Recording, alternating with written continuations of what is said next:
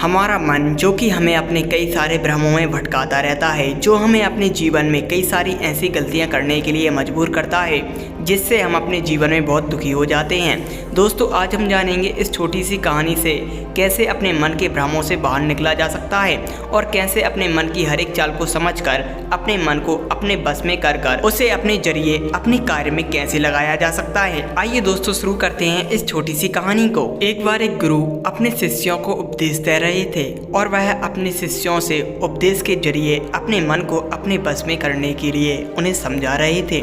लेकिन उनमें से कुछ शिष्य उनके ऐसे थे जो अपने मन के भ्रम में भटके हुए थे।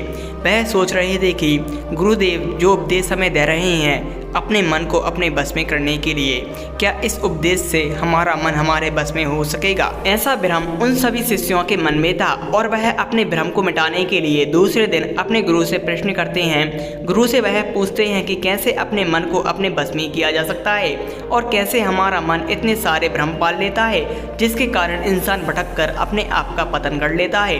वह गुरु अपने शिष्यों से कहते हैं कि इंसान के जीवन में उसका मन एक ही कारण से भ्रमित रहता है और वह होता है कि कई सारी दिशाओं में अपने मन को भटका लेना। दोस्तों, कई बार इंसान इस कारण भ्रम में रहता है क्योंकि वह अपने मन को कई सारी दिशाओं में भटका देता है और जब तक वह अपने मन को एक दिशा में नहीं लगाएगा वह अपने मन से कोई भी भ्रम नहीं मिटा सकता है। दोस्तों, वह शिष्य पूछ रहे थे कि कैसे हमारा मन हमें अपने जाल में फंसा लेता है और कैसे हम अपने मन की हर चाल को समझकर अपने मन को अपने बस में कर लें।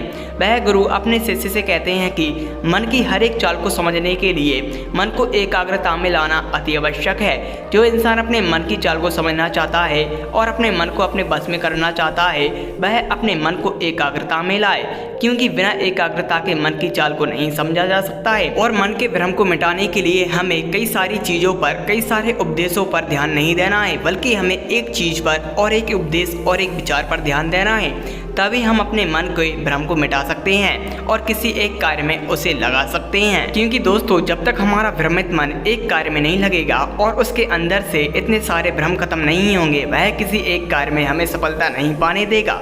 अगर आप भी अपने जीवन में कोई लक्ष्य लेकर चल रहे हैं तो अपने भटके हुए मन की हर एक चाल को एकाग्रता में लाकर उन चालों को खत्म कर दें और अपने मन से हर एक भ्रम को मिटाकर अपने मन को एकाग्रता के साथ किसी एक कार्य में लगाएं।